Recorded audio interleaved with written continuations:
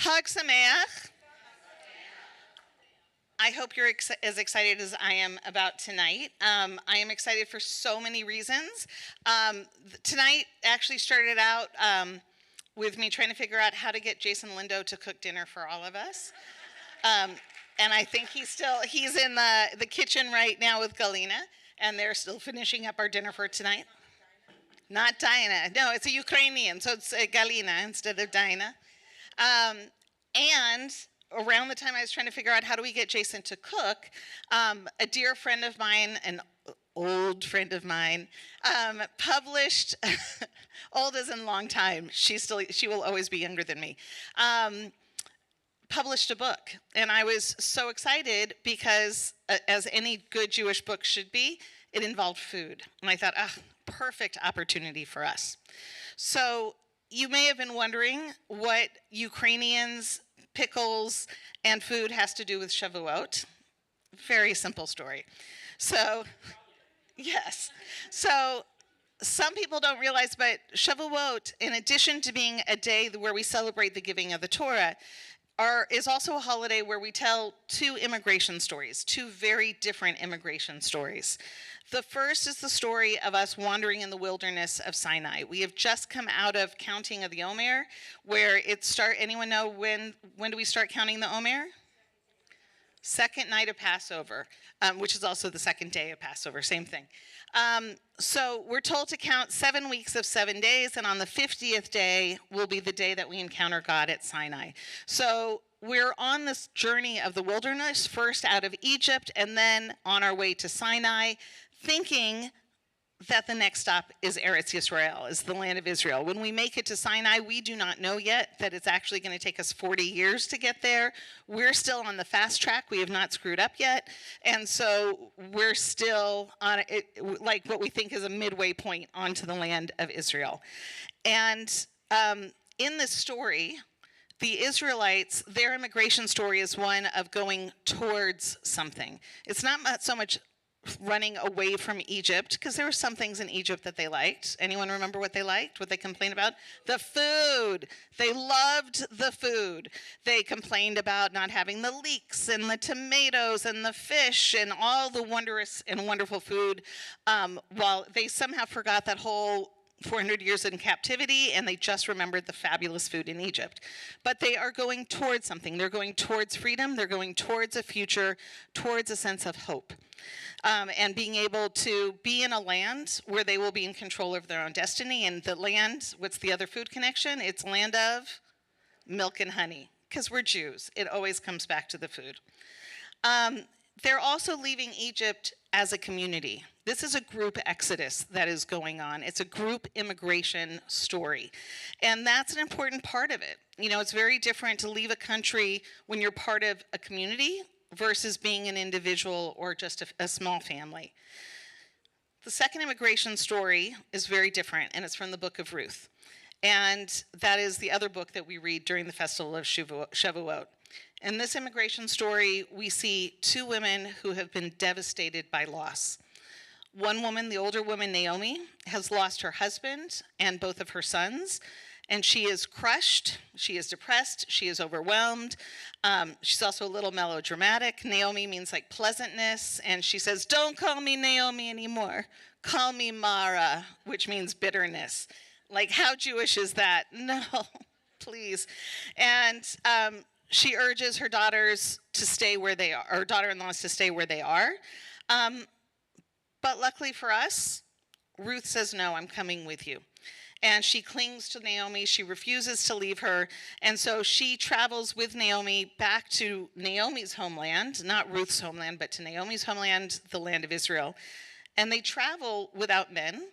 They are both widows. They're childless. They don't have any other family with them. And as two poor women, as immigrants, they are probably the lowest rung on the social ladder. And they are very vulnerable to the whims of society. The only people that they can count on is each other.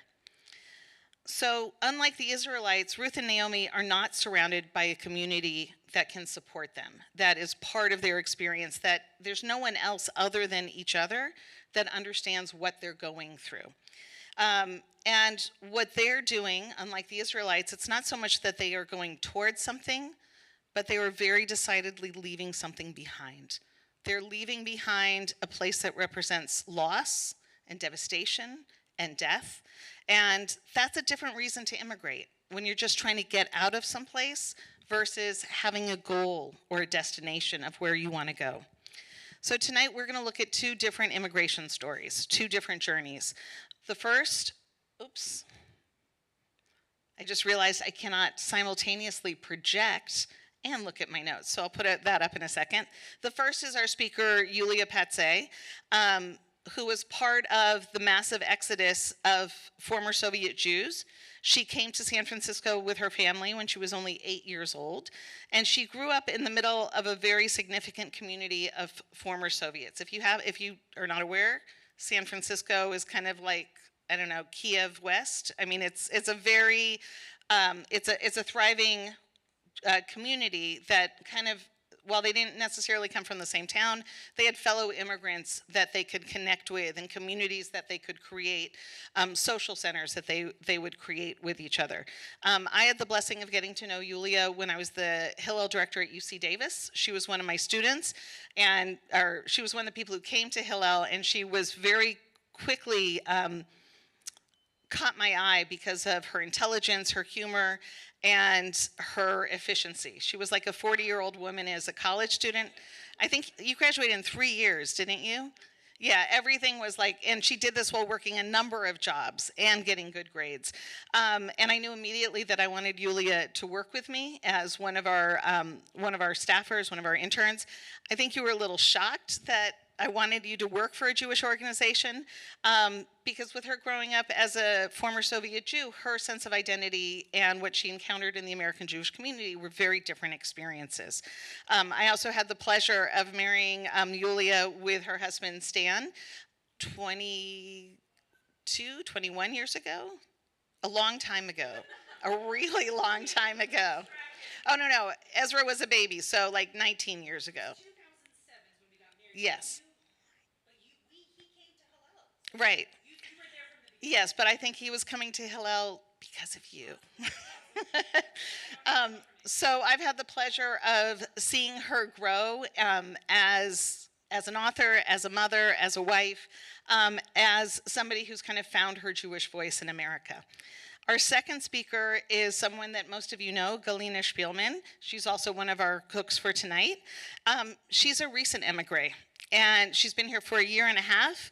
And she, like Ruth, was not so much going towards a place to live, but running away from the place where she was living. Leaving the Ukraine was not something she and her husband ever anticipated they would have to do. And they did it only because of the war, and it clearly was no longer a safe place for them and their family to live. And I want you to remember this, because these are very different types of immigrations. When you're doing it as part of a larger community, raise your hand if you remember living through Soviet Jewish immigration to the United States. It was a huge part of our cultural zeitgeist. It's something we talked about. It's something everybody knew someone. That's very different than when we look at the current refugee situation with people coming from Ukraine or from Afghanistan, where they're not necessarily coming into those communities that the Soviet Jews did. So the first part of the evening will be Yulia sharing her story with us and doing some book readings. The second part of the evening, you may have noticed the beautiful table set up in the back, is a wonderful dinner prepared for us by Galina and by Jason Lindo, and they'll tell us why. When we get to that, they'll tell us how we're eating, what we're eating, why we're eating it. Did I catch all those bases? And then the third part of our journey will be hearing Galina's story. And so with all of these, we'll have an opportunity also to ask questions as well. And so I'm realizing I cannot do multiple things when I only have two hands. If only I was like the goddess Shiva and had like those multiple hands. I think every woman goes through a phase where you kind of wish you had additional hands to do everything that needs to be done. So Cantor and I thought that it would be nice to start with a song. Not surprisingly, Judaism has a lot of songs that have to do with transition, with stress. To be an immigrant is to live a stressful life. There's change. I mean, imagine how many of you have kids? Raise your hands. Now lower your hands. Imagine going to a new country. You have to register those kids into school. How do you know where to go? How do you know that there is a Bureau of Education or whatever I don't know, what do we call them? I don't know. I don't Just go to school. What? School district. How do you know what papers to bring? There's so many things that are mysterious to us when you're in a new country. I'll give one story and then we'll go to the song. My father's family were immigrants, very well adjusted into the United States. My cousin had a son, very smart kid, goes to the first day of kindergarten. He was all excited, comes home in tears, angry. I'm never going back there again. And his parents are trying to figure out what went wrong, like what happened. And he goes, oh, they gave me a stick and made me stand in front of the classroom. And the parents are like, what is he talking about? They're like, Mona, can you talk to him? You grew up here. You went to kindergarten. Maybe you could figure out. Anyone want to try to figure out what happened? It was not a talking stick. No. Are you guys not old enough to remember when every school day started with the Pledge of Allegiance? And it was considered a great honor to be given the flag and to be able to stand in front of the classroom and hold the flag while everybody recited the Pledge of Allegiance. Yeah, ours was just hanging. So I am old enough that every day you started like that, and it was an honor to get to hold the flag. And so his teacher thought his parents are immigrants. This will be a great honor for him to do it. But they didn't know to teach him the Pledge of Allegiance before he started kindergarten. They didn't know that there would be a flag in the classroom or any of this. And so something that was so basic that if you grew up here, that you would know how to prepare your kids to like tie their school shoes, say the Pledge of Allegiance. If you're an immigrant, these most basic things are a mystery to you. And so Irina will be sharing some of those stories with us. Oh, God. Okay. Irina is one of my, I have to say, Irina is one of my oldest friends, but she is Croatian, not Ukrainian, but just as, I love this woman, so we're being compared to a beautiful person. Oh, why is it making those noises? You cannot read my text. Oh, why is it? I know I'd had everything perfect before. Hold on, I'm going to go big. Ooh. Cantor, take it away. So this is from Rabbi Nachman of Bratslav. You need my microphone. Rabbi Nachman of Bratslav was not from the Ukraine. He was from Bratslav, which I think is in Slovenia or Slovakia, one of those countries that starts with an S, ends with an A. And I think that when you're an immigrant, this is a good thing to hold in your heart. When you live in uncertain times, this is wise advice. Where do you want this? That's a good place for it. How many know this song?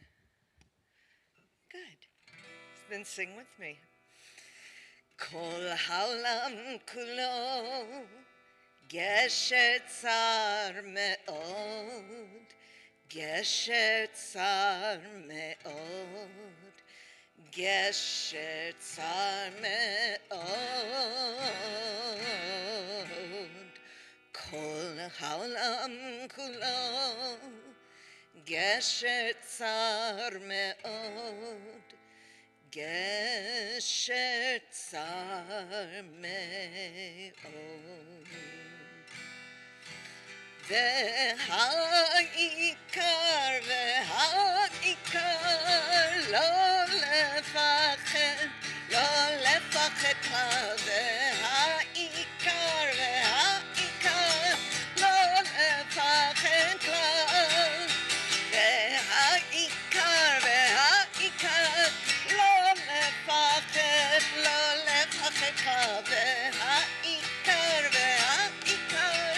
לא לפחד כלל. כל העולם כולו גשר צר מאוד, גשר צר מאוד, גשר צר מאוד, כל העולם כולו, גשר צר מאוד, גשר צר מאוד.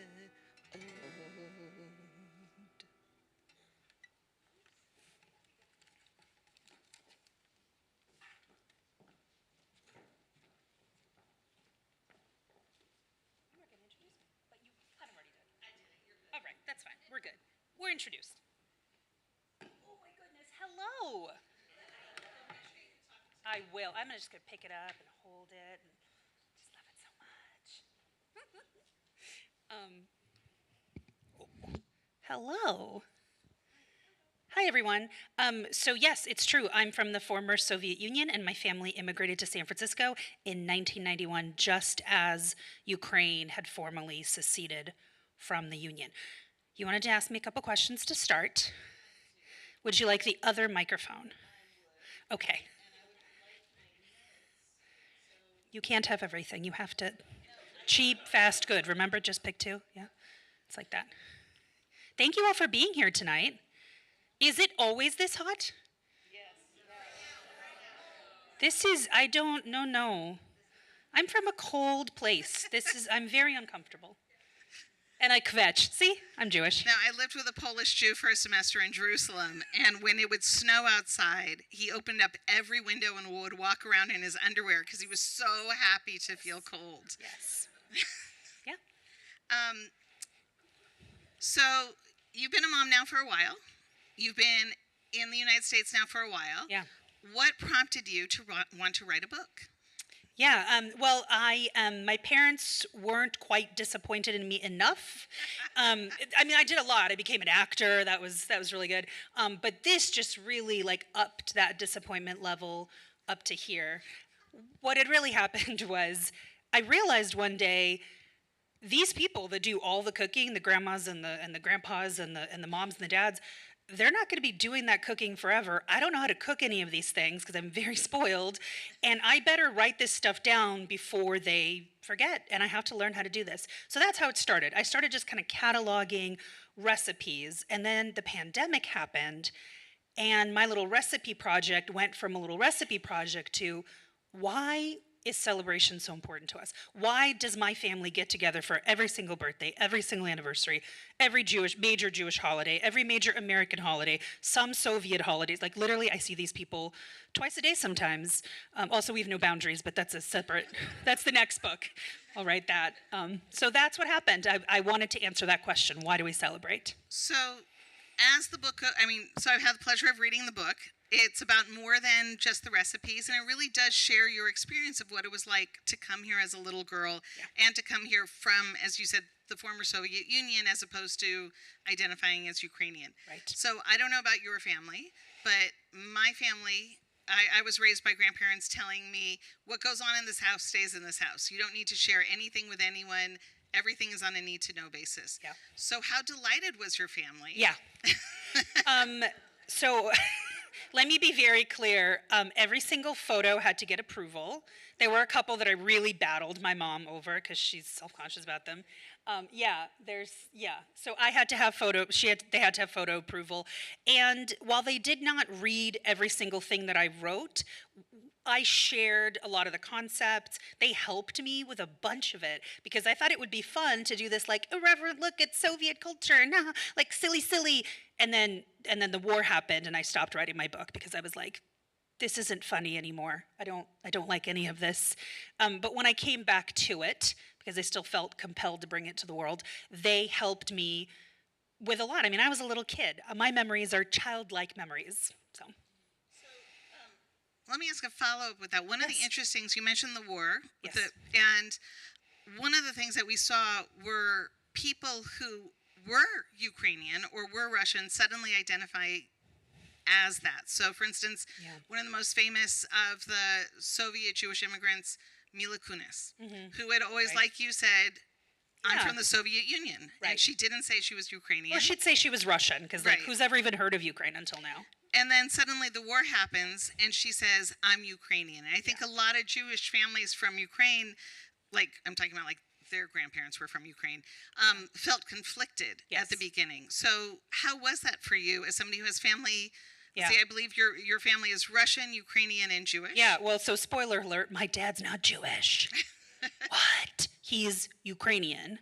He's done his 23andMe, and he actually did find 1% Jewish in there. So I was like, somebody messed around in that family line somewhere.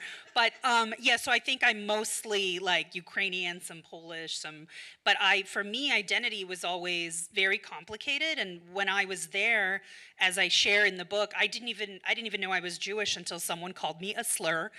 And I came home to my parents and I said, what does this mean? And then they told me the good news. So do you want to share any readings with us? I would love to share the whole book with you, but you don't have 3.5 hours, which, by the way, it's only 3.5 hours as an audiobook. You have time. I would like to share kind of two back-to-back for you. This one is called Goodbye, America. This is a perfect photo for that. And this is about the before times when we were still waiting to leave. Now, my grandparents and my aunt and my grandmother's sister and her whole family left in '89. I'm not kidding. They told me they were going to the store. I was 5, and then they did not come back. Again, there's another book in there somewhere, I think. So that happened, and I was just sort of waiting and waiting until we could leave. Back then, you could not immigrate unless your parents gave permission for you to leave. And my dad's parents wouldn't. So that's why we didn't go with everyone. And here I was. This is called Goodbye, America. I could never have imagined it without a little help. In my child's mind, I pictured a mound of sand, a palm tree with coconuts, and my grandparents clinging to it to survive. I spent weeks fretting about how we would swim there, and alternatively about how we would all fit. Thanks to a couple of photographs and some letters sent across the great ocean, a new vision began to take shape. No longer picturing a tiny speck of an island, I now imagined towering buildings, lush landscapes with trees as far as the eyes could see, strange-looking birds, even stranger-looking people, and a bridge made of solid gold. I longed for it, this place I'd never been to, this country I'd only read about, this magical land with fruit in the wintertime, jeans in all sizes, and no lines at the store counter. A Barbie there cost $6. That doesn't sound like much. I bet you could save for a few in no time. Will you promise to send us back one?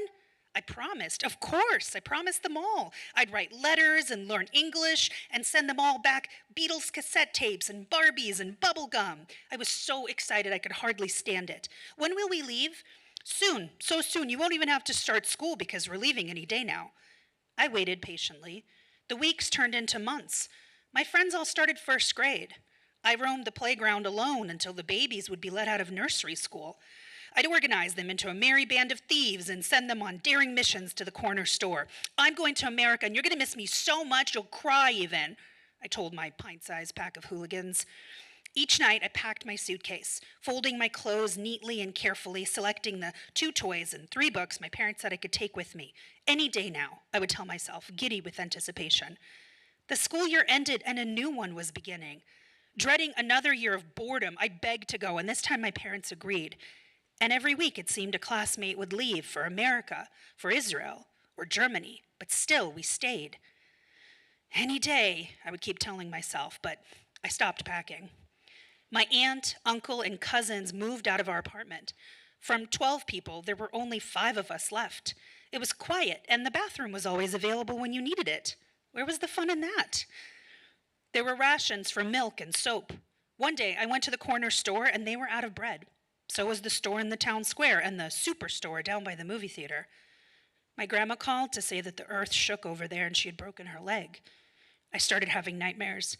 America was a small island again, but the ground was unstable and the palm tree split down the middle. I would play this one song, the lyrics, "Goodbye, America, though I've never laid eyes on you." Aren't you glad I'm not a professional singer? You're all welcome.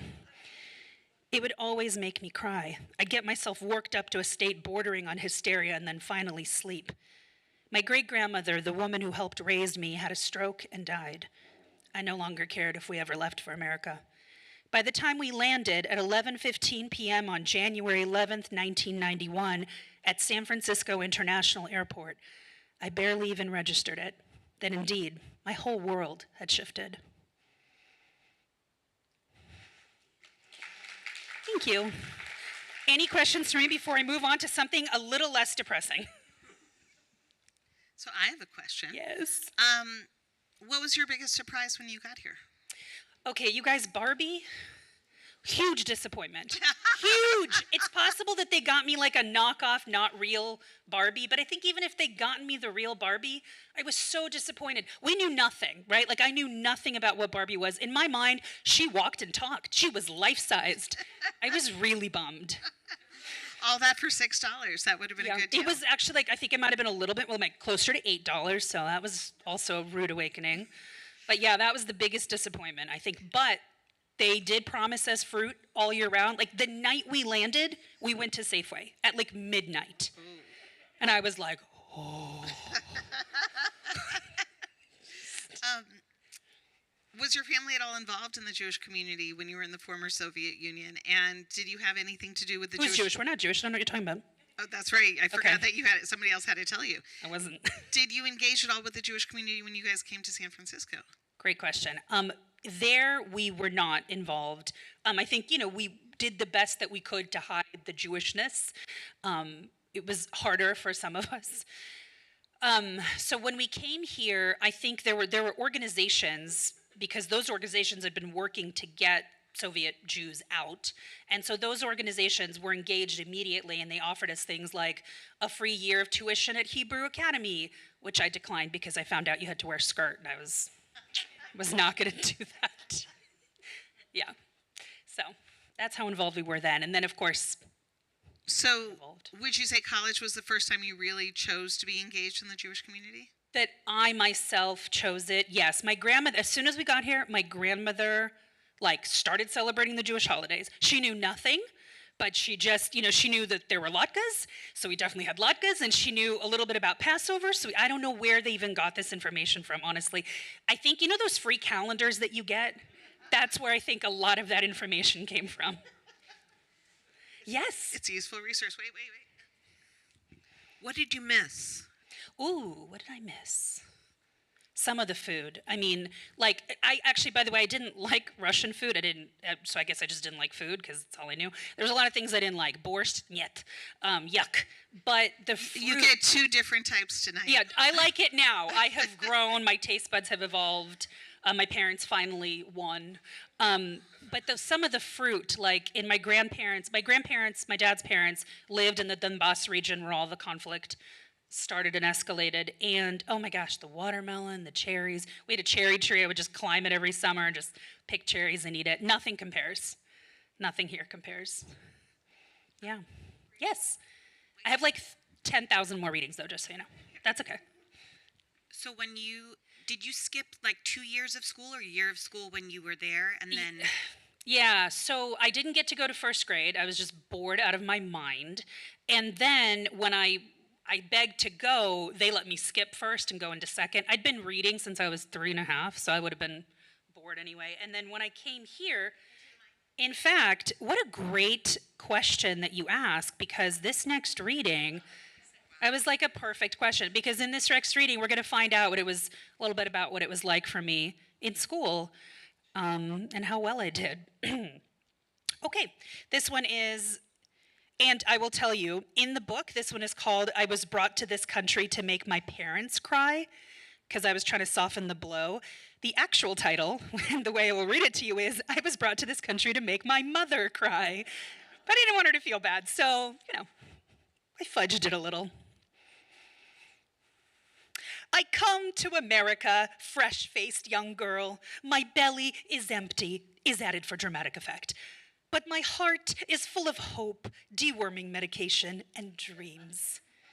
Like many immigrants who are employed in their home country as doctor or engineer, but whose credentials are overlooked in America, I too am facing harsh reality of compulsory schooling placement test.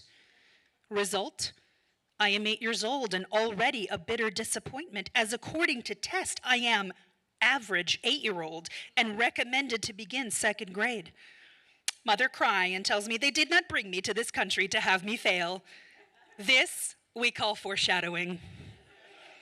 I gain mastery of English language, McDonald's, Reaganomics. Beam me up, Scotty.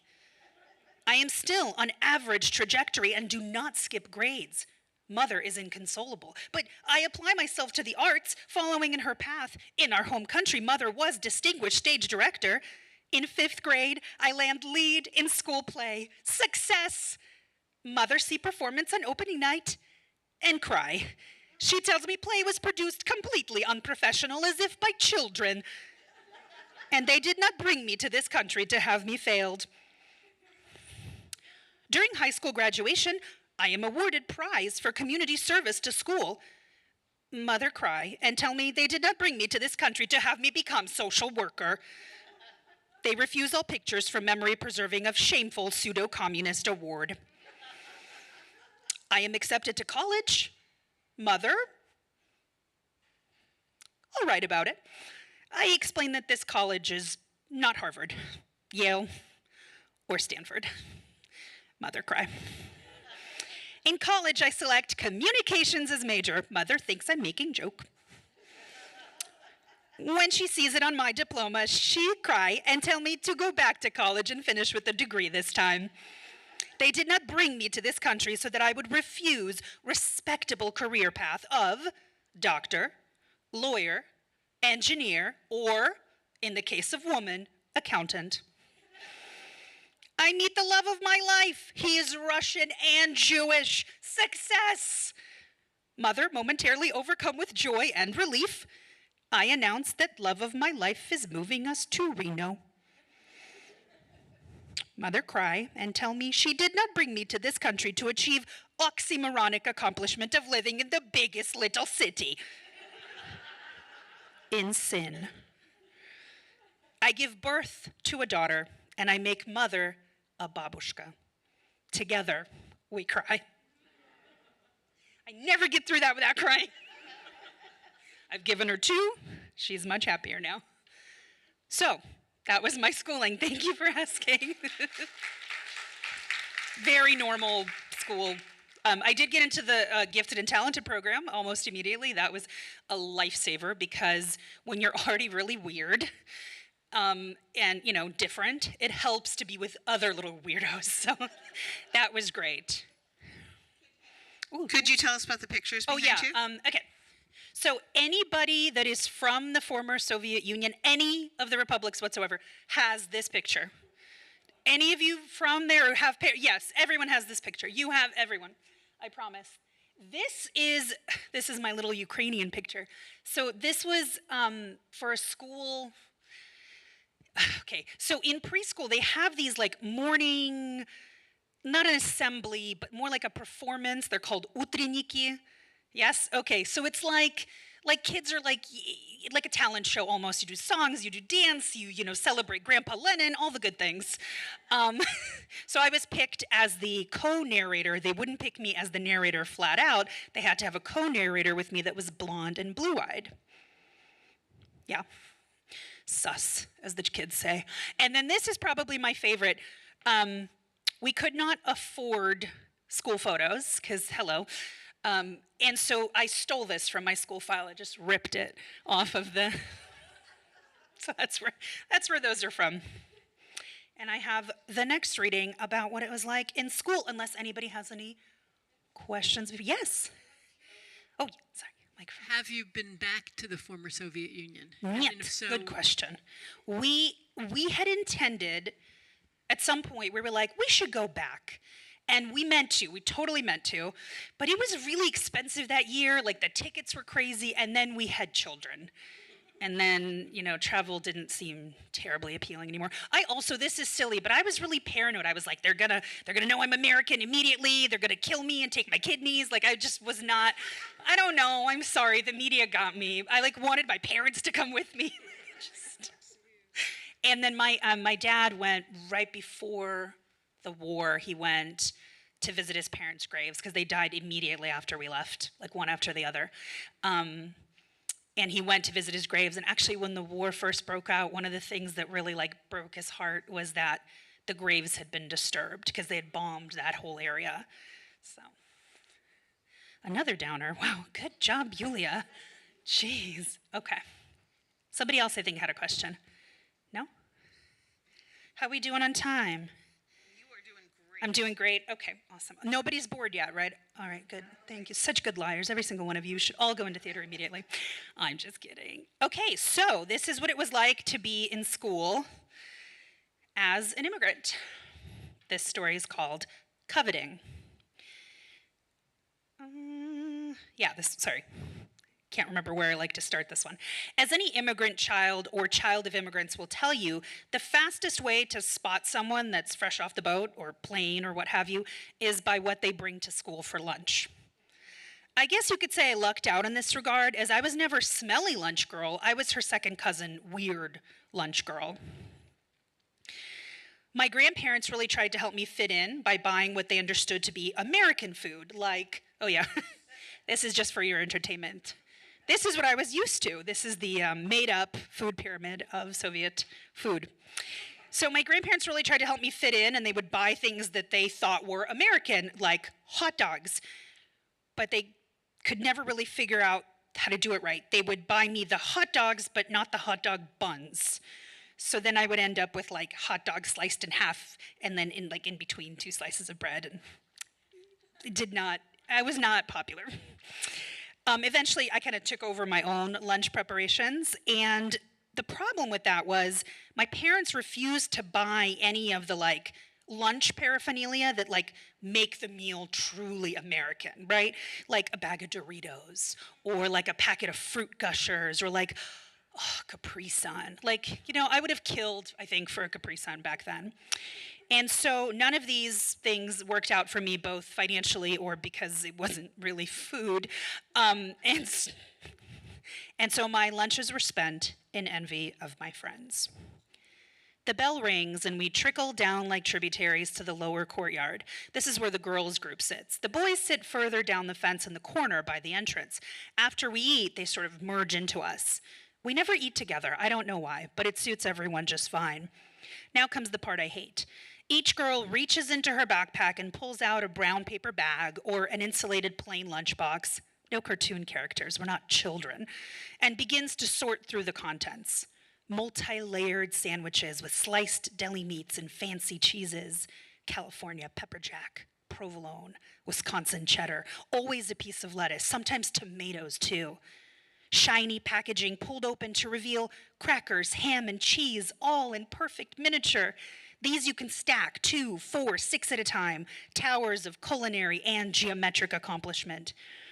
Mallory pulls out a thermos with soup. Soup, can you imagine?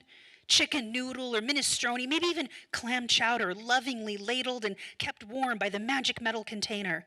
JJ got a pickle, a whole pickle. She is so lucky. Stephanie procures a crinkly bag, opens it slowly. Oh, these are my favorites. Fluorescent curly cues of perfection. Their orange powder guaranteed to stay on your fingers well into 5th period. Now the floor is open for negotiations. Doritos Cool Ranch are swapped for Lay's sour cream and onion.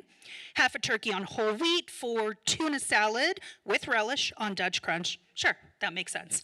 Hostess cupcakes for fruit gushers. Okay, that's just stupid. 7 perfect squiggles atop chocolatey sponge cake with a vanilla cream filling for a measly 10 or 12 rubbery fruit-flavored drops. Some of them flavors you don't even like. You should at least hold out for a fruit roll-up that you can wrap around your finger, pointing and licking to your heart's content. The girls buying lunch that day don't even participate, and why should they? They've hit the jackpot. A lunch of your own choosing, piping hot pizza or greasy chow mein, maybe even nachos with pickled jalapenos and its for dessert. Uncharacteristically, I stay quiet. I have nothing to contribute. Nothing for the trading floor, no pocket money for stray ring pop. And my lunch, never an element of surprise. I know exactly what my foil pouch holds. Iron Kids bread and bologna with a Martinelli apple juice to drink. I know because I packed it myself. I've packed it myself ever since I stopped eating the school lunch in 5th grade. No sides, no pickles, certainly no dessert. They're finishing up now. Lee's already singing. Tommy played piano like a kid out in the rain. Then he lost his leg in Dallas. He was dancing with the train. And just like that, my gluttonous girlfriends have had their fill and begin offering up the remnants. Does anyone want this? Sometimes I bite. Well, I'll take it if you're just going to throw it away. Cool, nonchalant, whatever. If it's something amazing, I'll make them dare me to eat it. I bet I could eat that French fry dipped in ice cream. Ew, no way, do it. Oh, nasty. I watch as at least 3 bites of sandwich are discarded. Chip crumbs are thoughtlessly wiped from jackets. A half-eaten apple shoved back into a backpack. But I always have to let some of it go. You can't look too eager. That's just embarrassing. Cinnamon and sugary and softly spoken lies. You never know just how you look through other people's eyes. Who knows the song? Yes, what is it? Do you remember the name? I did not remember the name. Do you remember the band? Yes! Okay, this band is fantastically titled The Butthole Surfers. Thank you. And the song is called Pepper. I did reach out to the band to ask if I could use this song in the book because I like to be on the up and up. And then they answered me, and then I was like, just kidding, pretend I never did this because I don't have that kind of money. Bye. So, we'll see what happens. Could you tell us a little bit about that chart? Oh, yeah, absolutely. This is a very accurate representation of what people thought that you should. I'm just kidding. I just thought it would be funny because we have all these food pyramids and like to tell us what to eat. And so potatoes and cabbage are a very big part of the diet. Kvass, does anybody know, besides Galina, of course. Oh, and Jason, very nice. And Stan, you also know. Does anyone know what kvass is? Animal, vegetable, or mineral? Take a guess. Vegetable. Okay. It is a fermented rye beverage. Yes. It was sold in barrels. You would get I always thought it did not have any alcohol, but I've come to find out it's got a little bit. But I drank it as a child, and I'm fine. Everything's fine. And then we have, of course, mayonnaise. Every single Soviet salad contains mayonnaise. In my book, you have a section of salads, and they all have mayonnaise, of course. Dill, another obsession that people have is putting dill on absolutely everything, even dessert sometimes. If anything, it's also just like a decoration because it breaks up the monotony of the mayonnaise and the potatoes because those are kind of beige, and then you put some green on top and we're all good. Plombier, any guesses what plombier is? Galina, what's plombier? It's ice cream. It is, it's ice cream. And of course, sparingly, but enjoy caviar. And it's all in a nice sea of vodka there. Do you recommend any particular vodka brand? It's such a great question. You know what's funny? My parents really like Smirnoff. Like, I try, bring, a nice, expensive, they're like, no, doesn't taste right. They like their Smirnoff. I'm not super particular. I am when it comes to certain things, but not about my vodka. Galina, do you? Okay. Yeah. No, I still do. Don't worry. No. No fear. Oh, we've got a question right here. Where? 2. Okay. Yes. Just a quick one about what about sour cream instead of mayonnaise? So sour cream is great, and it's used as a topper for borscht. I bet you have some on the table. Yes. It's also used as a topper for blinchiki and all the things. But mayonnaise is used in the salad. It's the thing. It's like the dressing. We did not do that. We did not do bread with mayonnaise. We always did literally the Butterbrot, the German butter bread. That's what we always did. Yeah. Wait, so you mean mayonnaise instead of butter? People do that. I do butter. Some people. Well, here in America, I use mayonnaise on my sandwiches. So that's an American custom I've picked up. You see the ways that I have adjusted to your culture. You're all welcome. Can you just give us a little insight into the title of your book? Oh, yes, of course, I tell you. Okay, so as I was collecting things for the book, I thought it would be fun. If you go through the book, there's these little pop-outs there's little, proverbs that I put in and little, I do fun facts all the time now. In life, I now use them. Oh, fun fact, this happened, fun fact. Nobody finds that annoying at all. And It's totally fine. So when I was collecting these proverbs, because I had some, but my parents had a lot, and his mom had some that are totally made up and only from her province where she's from. She has a lot of them. But a section of my book is called Procurement for the Proletariat, in which I explore how it is that we got food through a very complicated network of favors, mostly. And I have a little glossary in there about like the words that you need to associate with. And my dad was explaining one of those concepts to me and said, as he was explaining, you've got this like pantry. You have in your pantry, you have kind of your untouchable supply. Enze, have you ever heard of this? That's what he called it. I don't know what to tell you. Enze, and he's like, but you've got this pantry where you don't go in there unless like you're really out. But if the party's going really, really well, then you just dip into the pantry and you cut up the last pickle. And the expression in Russian is "Вот раз пошла такая пьянка, режь последний огурец." It's my second half of my brain. Режь последний огурец, which literally means if the party's going well, cut up the last pickle. And I was like, that is brilliant. That is going to be the title of the book.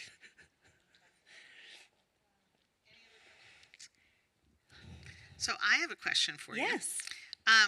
You said that your mother was momentarily relieved because you found a nice Jewish Russian or Jewish did. Soviet boy. I did. And while you were both from the former Soviet Union and you were both Jewish, you do not have the same background and experiences. So what was it like actually coming and encountering like his family's traditions and different former Soviet Jews where you come here and from our perspective, oh, you're all the same. Yeah. And clearly that's not what you were experiencing. Well, it was so helpful because I thought that all the things that my family did that were unusual, I thought it was because we were immigrants from the former Soviet Union. And then I met another family that's also immigrants from the former Soviet Union, and they didn't do any of the things that we did. And then I was like, no, my family just needs a lot of therapy. Like, so his family too in a different way, but like mine, oi.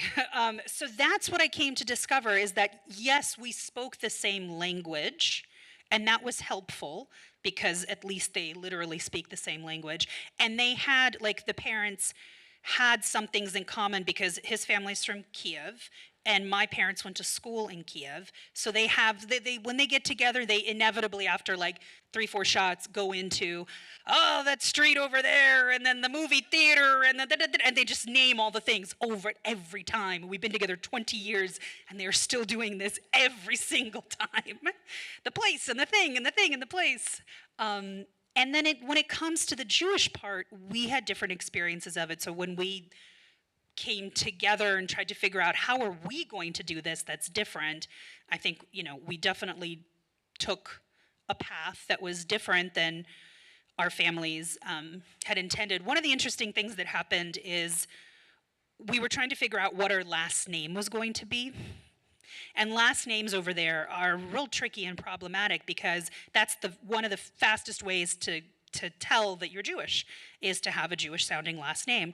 So every family, I think, did some variation of this. His family, his mom and dad took the mom's last name because it sounded the least Jewish out of all the options that were presented to them.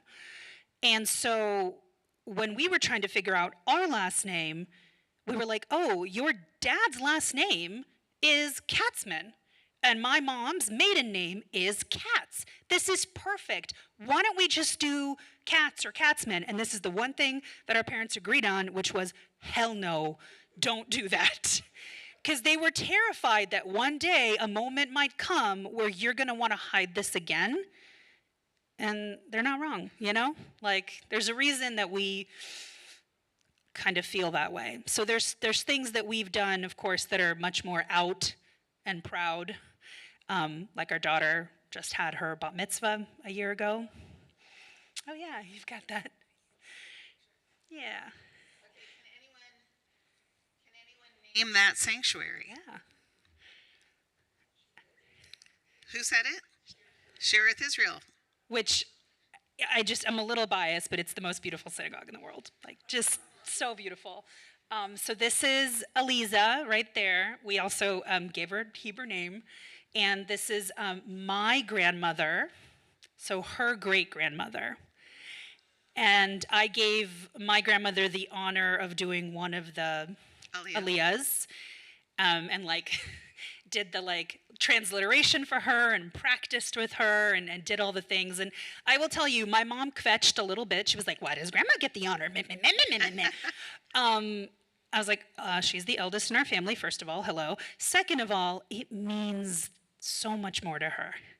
And that moment when I watched them up there together, you know, my grandmother reading words in Hebrew, which was very similar to the language her parents spoke, Yiddish, and my daughter answering her, it was a very, like, verklempt moment for me. Yeah. Any questions? Only questions. I have one short reading and a conclusion reading, so you just tell me how we're doing on time. We're doing great. But I won't give this back, do you understand? Like, once I have it, you will have to pry it for, okay. That's fine. Precious, my precious. It's not a question as much as a comment. Yes. You have to realize that many of the people here come from families that 100 years before made the same trek to the U.S. Yeah. So the neuroses were slightly different. We are pre-Soviet, so we don't have that layer of craziness on top. But we've got The special Mishigas. The special Soviet Mishigas. We have craziness. Different craziness, but still craziness. Yeah, I totally agree. Yeah, the Mishigas is a special flavor. Well, so let me ask you a question about that. Yes. Before you do the next reading. Sure. As you know, Steve is right. We have lots of people who are former Ukrainian Jews, or Russian Jews, but not Soviet Jews.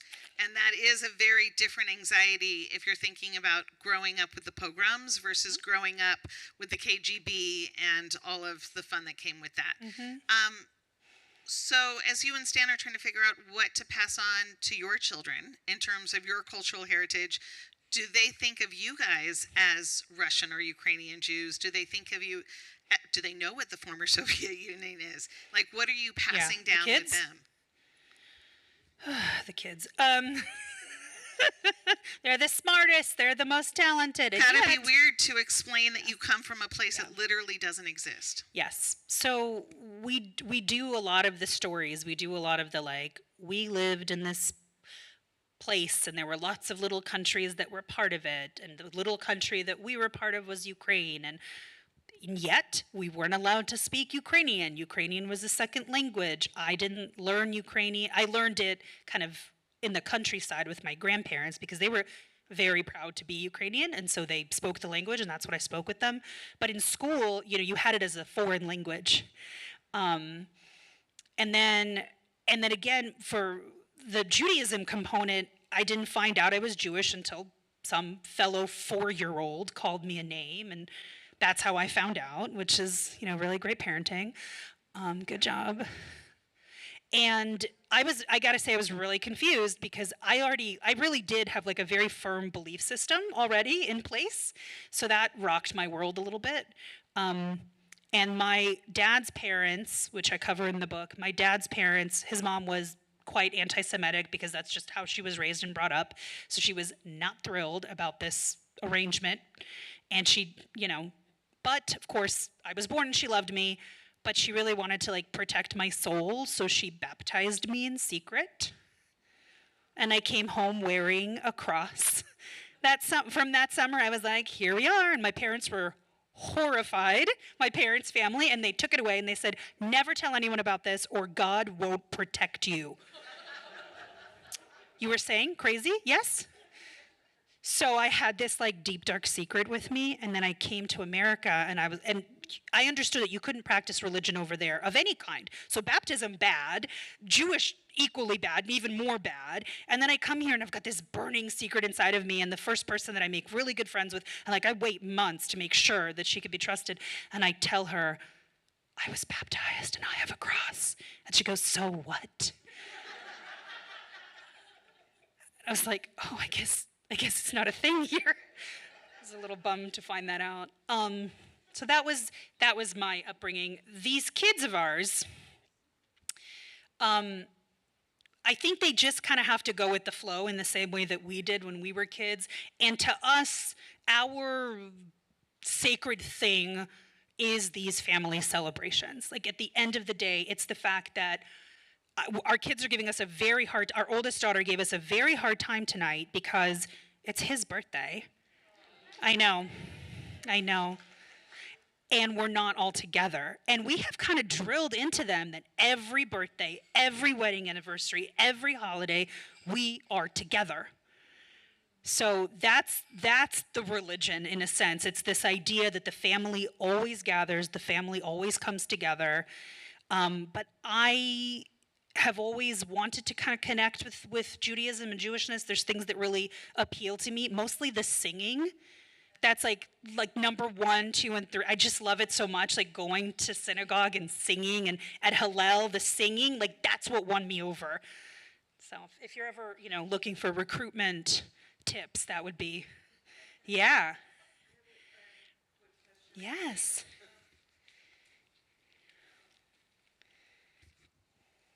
I'm assuming that many of us here were part of organizations that protested and picketed Soviet embassies, and was your family? I mean, you were younger, but was your family aware of that? Did that have any impact? Did you know about that all these Jewish youth were standing outside Soviet embassies protesting for refusals? Yeah, I found out about it here. So I had no idea there. I mean, maybe my parents knew, but I don't know. So like 8 years ago, I started studying to be a voice actor, and love it, do it, wonderful. But one of the things I really wanted to do was like audio tours. Like when you're in a museum, and then she held the thing in her brushed hand. So I was like, oh, I really want to do that, but they don't typically hire voices like mine. So I know what I'm going to do. I'm going to make my own audio tour. So I started putting together a tour of the neighborhood that I live in, which is also known as Little Russia. And I put together this tour, Russian Jewish immigrant stories. And as I was doing the research for it, I connected with someone. I don't even know how we met, but like I connected, and he was like the person who like led that effort in San Francisco. He has like pictures of himself like chained to something, like very intense. Yeah, very intense. What's that? I don't know right now because my brain is made of cheese, but. And how did that make you feel when you discovered those stories?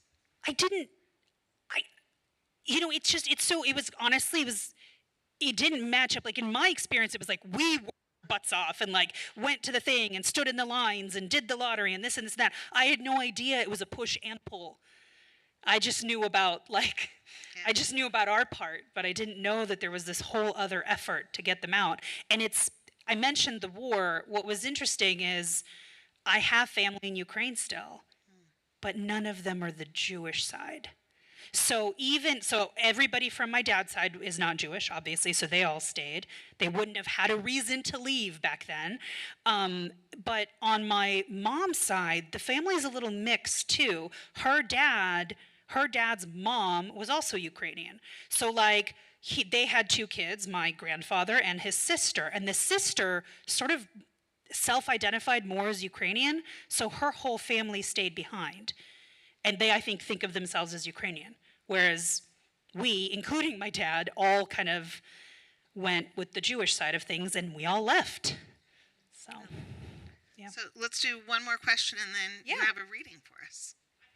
No, because this is being on live streamed. Oh, I did not know that. Okay, just kidding. I didn't say anything bad about my mother-in-law or my mother. I love them so much. We will not share with her the YouTube channel or any of this. Shh. So it's really great to meet you. Thank you. We brought our Russian cousins over from Kyiv many years ago, and they needed to have a sponsor. Mm-hmm. So I wondered if you needed to have a sponsor, because I was lucky that my dad sponsored them.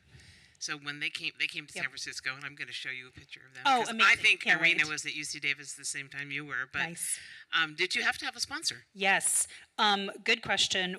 My grandparents, because they left in '89, they had sponsors, and they went. I don't know all the details. I know that they went what's called the long way, where they had to first go to Vienna for 6 months and then Rome for 6 months, and then when they're there, they like wait and see where the sponsorship will happen. So I could have ended up in Chicago or wherever, Oklahoma, I have no idea. But we ended up in San Francisco because of their sponsors. Think any Soviet Jews went to Oklahoma? You know, I don't know. But like, what a world. And then they came, and by the time that we were getting out, you had to have a direct relative sponsor you because immigration policy was always changing. So you had to have a direct relative sponsor you. But then I know we also had like a sponsor family too. But I think that was more like, let us show you how to get a driver's license. Let us show you how you buy furniture and sign for an apartment and all of the things. Yeah, great question. Well, so since I did a lot of mom bashing earlier, I wanted to redeem myself with a little story about my mom. And this is called The One Where My Mom Bakes Cakes. And fun fact, that title is what? Close? Friends. Yes, all of their episodes are The One Where. Okay, so The One Where My Mom Bakes Cakes. Good-natured teasing is what led us to this predicament. The predicament where every day for the last 2 weeks, my mother has baked a cake. The same cake. Intent on perfecting this one culinary masterpiece. We've got cake in the bread box, cake in the oven, cake in the refrigerator, cake cooling on the fire escape. My grandmother took home 3, my aunt took 2, our immediate neighbors have all been gifted 1 each, and yet the cakes keep coming. You never cook or bake anything, we foolishly teased her, unless you count salads, I quipped, adding salt to the wound. The look in her eyes said, I'll show you. The next 14 days, she waged a battle against our willpower. The first cake we praised, wow, Mom, it's fantastic. Look what you can do when you set your mind to it. The second cake we diligently compared and contrasted with the first. Yes, it is more moist. I can really taste the lemon zest. The third we chuckled. The fourth we invited our relatives and shared our bounty. By day 5, we were concerned. By the 9th, we considered an intervention. But by the 13th, we accepted our fate. Cake, it's what's for dinner. Today, tomorrow, and until the end of time. That is, see, I can be nice about my mother. The funny thing is, what turned out as this like mishigas, temporary mishigas about this one cake, actually we uncovered like a hidden talent of hers, and now she routinely makes us cakes, all kinds of cakes. It's really fun. She's gone to like special classes to like learn how to do things, and you know, it's precious. Okay, we have conclusion, or we end with this? What would you like? Yes. Yes, of course. What kind of cake was this? It was some kind of like, it's not in her repertoire anymore. I mean, I think we were all a little tired of it. It was like some kind of sponge cake. Like, you know, sometimes you like remember something from childhood or like, and you try to recreate it. I think she just kept trying and trying and trying. And then eventually we moved on to other cakes. Now she makes this wonderful pavlova. She makes a waffle cake, which is one of the recipes in the book. And then she makes this cake, this German cake called Esterhazy.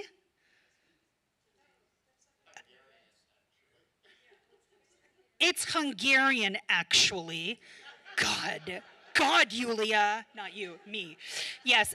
Is it pronounced correct? Am I close to? But do you know what it looks like with this complicated little? Okay, so it's got this cobweb design, and she like nails it. It's amazing. Yeah. How about conclusion, and we wrap things up? How about it? It's good. Okay. I could turn it on and turn it off. I wish I had it all the time. I love it. I think it's so cute. My mom's accent, adorable. But I don't have it. But if my agent asks, it's authentic. okay? Very authentic. Why is celebration so important? Why is coming together to break bread or matzah so important? Why did companies like Google develop an entire food program dedicated to the idea that when people come together and eat together, they will share stories and connect in a way that they were previously unable to? I worked for the Google food program. It was my job to tell Googlers about their food. And yes, they complained. Because when you come together for a meal, be it an everyday breakfast or a special occasion ice cream with your children, or even an elaborate bat mitzvah complete with themed tables that represent all the things that are important in your life, it allows you to share something of yourself. It allows you to know that when you look across the table, you are not alone. The ethos of Until the Last Pickle is that we celebrate together. And it means that we value taking care of the people that we welcome into our homes and into our lives. It says that even though the pantry is almost empty, and even though we may not know where that next meal is coming from, this is the moment that we have together with one another. Whether we're having a great time or a crappy time because we're grieving, no matter the circumstance, no matter the reason, Until the Last Pickle means let's do it. Let's cut up that pickle. Let's take that leap of faith. We don't know what tomorrow is going to bring, but today we have the ability to taste the complex flavors of life, especially this dinner, which I'm really excited about. And after 30 years in America, we are all re-examining our relationship to what is in our pantries, what is served at the table, and how we express love and care. Any armchair psychologist will tell you that there's a pretty obvious connection between the scarcity we experienced in the Soviet Union and the indulgence and excess that this led to in the United States. The contrast between the hoops that we had to go through to get something as basic as food on the table with the simplicity of walking into a corner store and being able to find almost everything you need is stark. And toggling between the two may have created some whiplash. And yes, in a culture where food is scarce, where food is love, and where every single celebration has a special meal, a dish, a dessert attached to it, it might just manifest into love handles. I don't know why we call them love handles, but I'm pretty sure it just means that more love was given to you and now you have extra to handle. So the answer to the question, why do we celebrate? Because we can, because we get to. Because we can never underestimate the gift of having the freedom to celebrate the holidays of our choosing, the blessing to have the people we love around us, and the relative ease with which we can procure food. And ironically, these days, we spend more time arguing over what to cull from our tables rather than what to add. It seems we have all finally had our fill. Thank you. So if you're interested in hearing the full story of The Last Pickle, you have a couple of options. If you want to purchase a hard, or I think you have both, right? Hardcover, paperback. You have both hardcover and paperback here that I'm sure Stan, even though it's his birthday, is working and helping you out with. I'll Venmo. It's fine. We can Venmo me. So you could, Thank you. during dinner, feel free to go Absolutely. up to Yulia and to get one. It's also available on Kindle and on Audible. I got both Kindle and Audible because I wanted the recipes and the pictures easily accessible, so I went for the Kindle. But as you could tell, Yulia is a fabulous storyteller, Thanks. and I knew that I was going to miss something if I didn't get the Audible version. Thank you. So I recommend it. And before we go over for the wonderful dinner, so you get to sit, you get to relax. Oh. And Goodbye. I'll miss you. well, we have two mics. If you want to hold on to one, you could feel free. If it makes it This is his worst nightmare. that Let me your just lovey? say, It's not like I just love your it so security much. animal? Yes.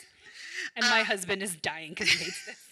Oh, I think he's used to this. Yeah, you love it for me? Okay. So I want to invite up. Oh, I got it. Don't stress it. Nope. It's a weird connection. I'm the talent. I don't see the mic.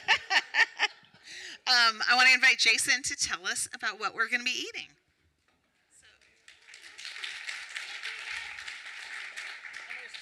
You're an impossible act to follow. You know that, right? Stop. So it was like we talked and planned this. Yep. Can you hear me? Yes.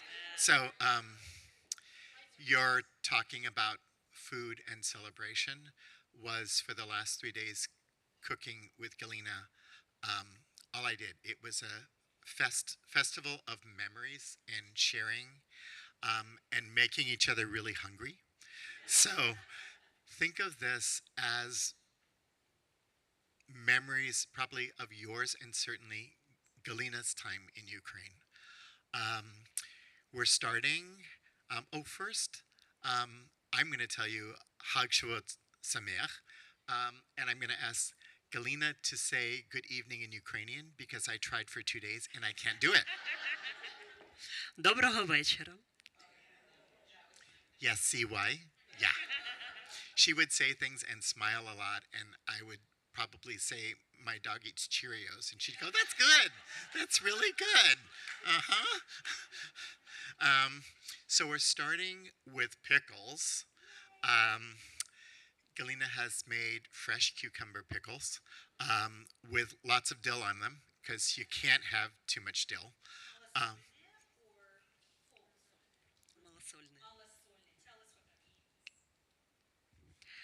Огурчики малосольные. which are? Yes. So fresh pickles or half sour pickles. There are, I'm sorry they're store-bought because there was only 2 of us. There are pickled tomatoes. And there are dill pickles, but not the taste that we have. So they're a little sweet, with lots of dill and a little bit of hot pepper in it, just to kind of perk your taste buds. There's bread on the table and butter, of course. The sour cream is not to go on the pickles. That is for the next course. So while you are eating, we're going to be bringing out 2 kinds of borscht. And we're going to be serving at the table because, as you can see, there's a ganza amount of dishes on there. And that's the only way we can do it. So we will very carefully ask you to hand us your bowl, and we'll lay it. We're starting first with Galina's green borscht, which the primary ingredient is sorrel. So it's going to be kind of tart, and it is spring and summer. And the whole time we were making this, Galina kept talking about, in the winter we eat red borscht because there's nothing green.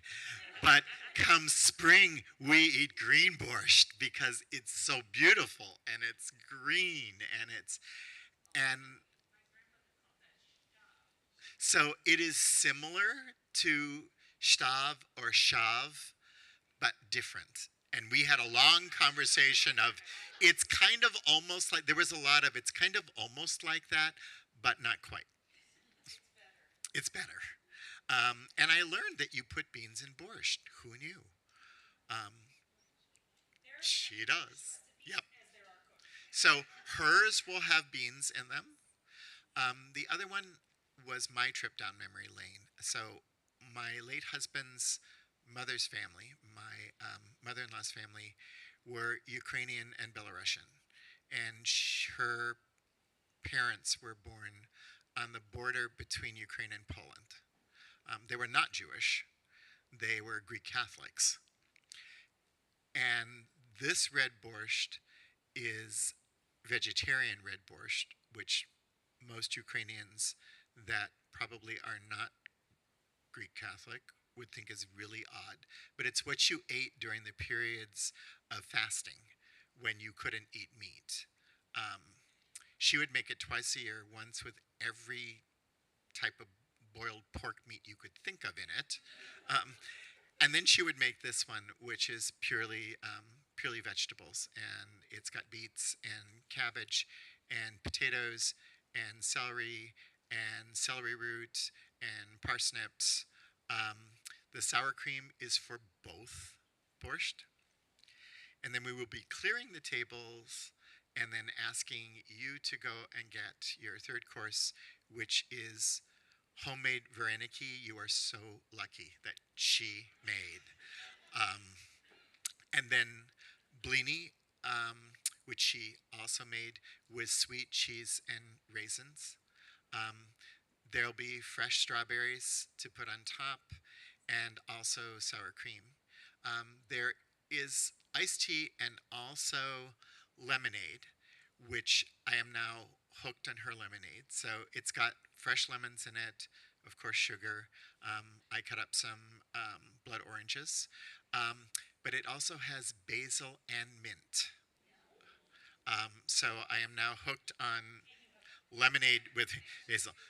So Rabbi will supply the vodka, and it is child friendly, but if you want the vodka, just go see Rabbi. The reason this dinner is all vegetarian is because this is Shavuot, and we eat dairy on Shavuot, and we do not eat meat. It's kind of, I read a whole bunch of different things. The one I like the most on this is it's kind of a taste again of that time of perfection when we were all in Gan Eden. And we all kind of got along, and wouldn't that be a wonderful thing to have again? So please, Pete Avon, how do you say please come and eat? Or Будь ласка, насолоджуйтесь вашим вечерею. what she said.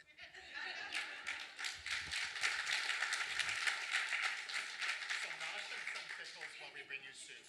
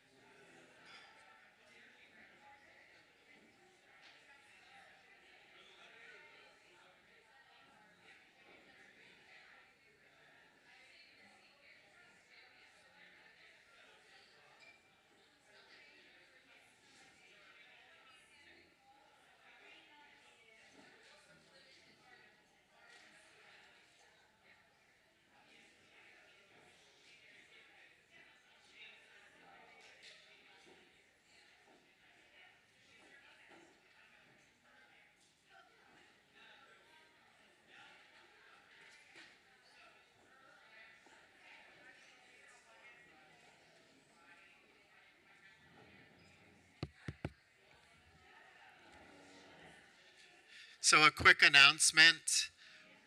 We're going to be coming around with the soup to your tables. If you could hand us your bowl, we'll fill it with soup and give it back to you. We're starting first with the green borscht, and then we will come back with the red borscht because we only have one ladle in the kitchen.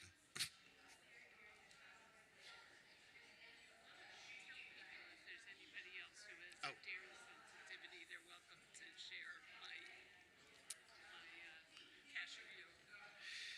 The other thing to know is if anyone is dairy sensitive and doesn't want the sour cream, we do have Parv sour cream on this table.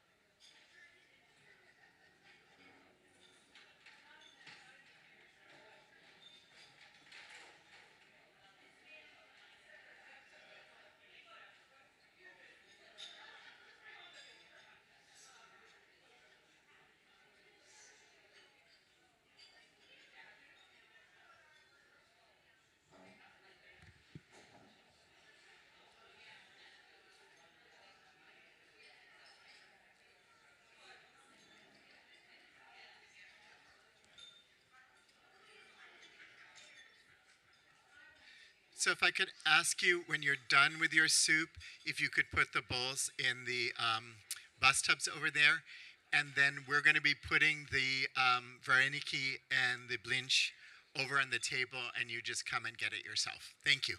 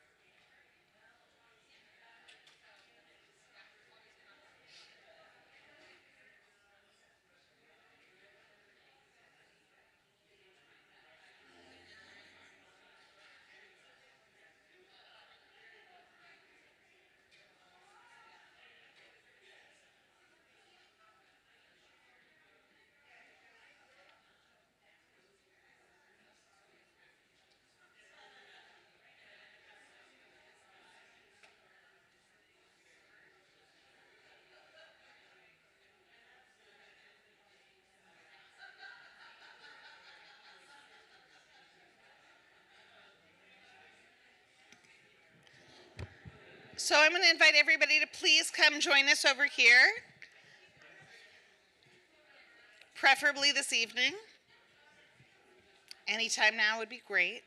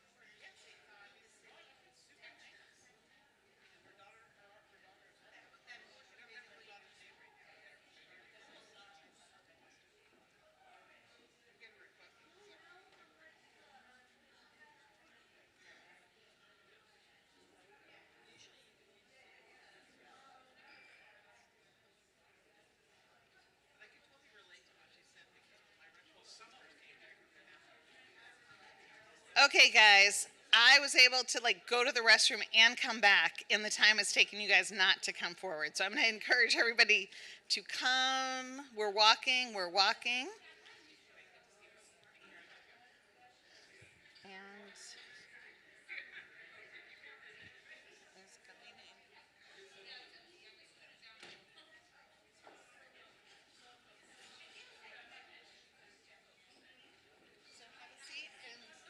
water. So we're going to begin. And if you're interested in purchasing one of the books, where is Yulia? Is Yulia back there? Yulia takes Venmo if you want to purchase one of the books. Yulia. Okay, hardback is 30 and 29 for the paperbacks.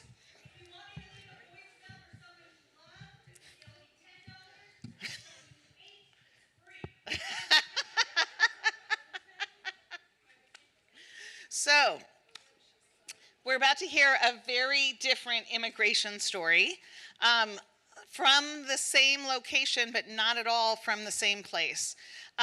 Between 1991, when Yulia emigrated from Ukraine, to a year and a half ago in 2022, when Galina's family came to the United States, Ukraine had changed completely.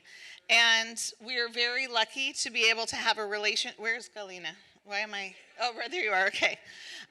We are very fortunate to be able to have the relationship that we do with the Spielman families. And it was a wonderful, happy accident that we got connected with them. And we did this through a community-wide effort from the Jewish community to be able to sponsor refugees coming to the United States. One of the co-leaders of that effort was our very own Lisa Brodke, and I want her to share a little bit about how we got involved and why we got involved.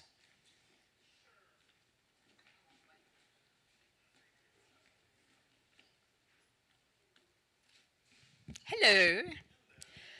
So most of you, I think, already know this story, but I will tell it so we can all remember it and be happy, because it's a great story.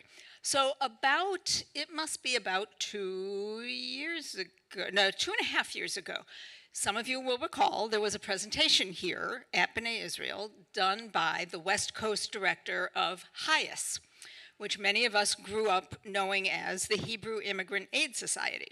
It is no longer known as the Hebrew Immigrant Aid Society, but it does the same thing. Huge refugee resettlement operations all over the world for Jews and non-Jews, primarily non-Jews at this point. And he came and he talked about this new model that they had tried out with the big influx of Afghan refugees who had come to the States. And it was a great model, and wouldn't maybe some of us be interested in thinking about doing a similar thing for Ukrainian refugees who were coming? So after that meeting, a group of us kind of sat around in the sanctuary and said, oh, well, what do you think? And those turned into some emails and some phone calls and a couple of more meetings. And we did, in fact, set up the Sacramento Refugee Resettlement Circle, which is a welcome circle based on this model under the auspices of HIAS. And the really amazing thing, well, there were a couple of amazing things about it. One is that we got the Spielman family here to Sacramento. The other amazing thing was that it really was a community effort. There were representatives from almost every synagogue in the area who participated in this.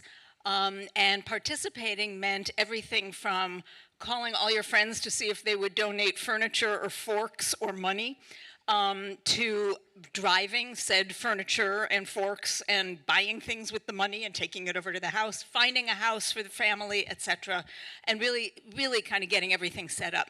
And wonder of wonders, miracle of miracles, we got a call from HIAS that said, we have a family that we think would be a good match for you. They're interested in Sacramento. It seems like this could work.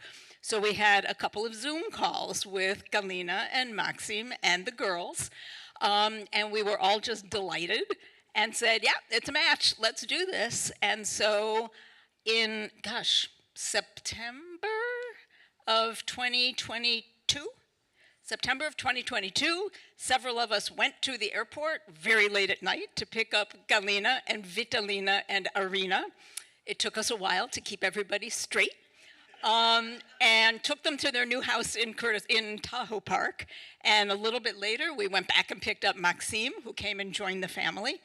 And it's just been a wonderful opportunity for us to develop a really special relationship with the Spielman family. Many of you know that the Spielmans have gotten very involved at B'nai Israel. Galina is the gardening teacher in the religious school program here. She's an avid Israeli folk dancer here on Tuesday nights. Arina is in religious school here. It's been a journey, and it's been really a blessing for us. So I think with that, I will turn things over to one of our amazing chefs tonight. Thank you both. Galina Spielman. You're welcome.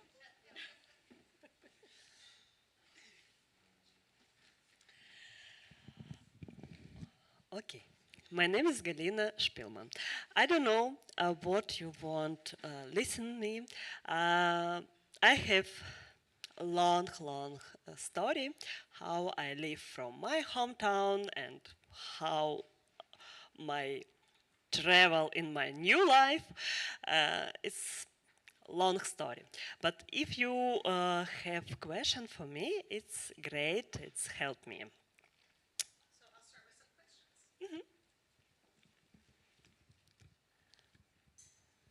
So it seemed from looking at Ukraine from the United States that before the war, Ukraine was very much developing, was a thriving community, and that in many ways it was beginning to be easier to be Jewish in Ukraine. It was a big deal when when a Jewish president got elected. Can you tell us a little bit of what life was like before the war? Before war, maybe 2019, I start work in Jewish community. I start work as a teacher. I have teenagers club and children club. I teach all of and communication skills, life skills, traditional. We have a great seminar. We travel to all Ukraine. We all time talk about Jewish traditional, what we remember, what new. We all time talk about Jewish, American Jewish, because each donation, American Jewish, we have grow our community. It's each donation.